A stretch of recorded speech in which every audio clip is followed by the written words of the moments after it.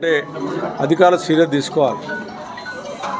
ఇవాళ ఉన్నటువంటి కళ్ళు అనేటటువంటిది ఎవరో ఒకరు చేసిన తప్పు వలన ఇలా గౌన్ల కులస్తులందరూ కూడా ఇది ఒక మచ్చలాగా జరుగుతూ ఉంది.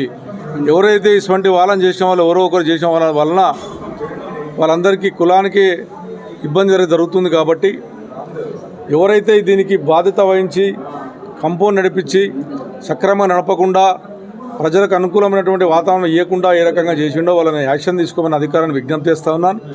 ఇవాళ ఉన్నటువంటి 12 మందిని ప్రభుత్వం ఆదుకోవాలి. వాళ్ళని ఖచ్చితంగా అవసరమైతే ఈ హాస్పిటల్ పోతే గవర్నమెంట్ ఇంకా వేరే హాస్పిటల్ తరలించైనా సరే కాపాడాల్సిన అవసరం. ఎందుకంటే రామ్దేవ్ హాస్పిటల్ అనేటువంటిది మంచి హాస్పిటల్. నాకు ఉన్నటువంటి అవగాహన ప్రకారం వాళ్ళు ట్రీట్మెంట్ బాగా చేస్తారు. అయినప్పటికీ కూడా ఎవరికైనా ప్రమాదం జరగకుండా చూసే బాధ్యత ప్రభుత్వం మీద ఉంది. ఎందుకంటే ఇంత భయంకరంగా 12 మంది ఇప్పటికే 12 మంది వచ్చి మళ్ళీ ఇప్పుడు ఇంకొకరు వచ్చారని చెప్తా ఉన్నారు. 13 మంది అవుతూ ఉన్నారు. ఒక అతనైతే డేంజర్ పొజిషన్లోకి వెళ్ళిపోయాడు. కిడ్నీలో ఎఫెక్ట్ ఉంటున్నాయని చెప్తారు అధికారులు, డాక్టర్స్. ఇది జరగకుండా చూడాలంటే హైదరాబాద్ నగరంలో ఉన్నటువంటి అన్నిట్లలో కూడా బ్లాక్ అడ్డాలల్లో ఏం జరిగిందో చూసుకోవాల్సిన అవసరం ప్రభుత్వం మీద ఉంది. ఇది చూసుకోకపోవడం వల్లనే అధికార నిరక్షల వల్లనే ఎవరైతే ఇలా ఎక్సైజ్ ఆఫీసర్స్ ఉన్నారో వాళ్ళకి ఎన్ని కంప్లైంట్ ఇచ్చినా, ఒక ఎమ్మెల్యే కంప్లైంట్ ఇచ్చినా పట్టించుకోరు, ఒక కార్పొరేటర్ని పట్టించుకోరు, అదే ప్రజలు చెప్పినా పట్టించుకోరు.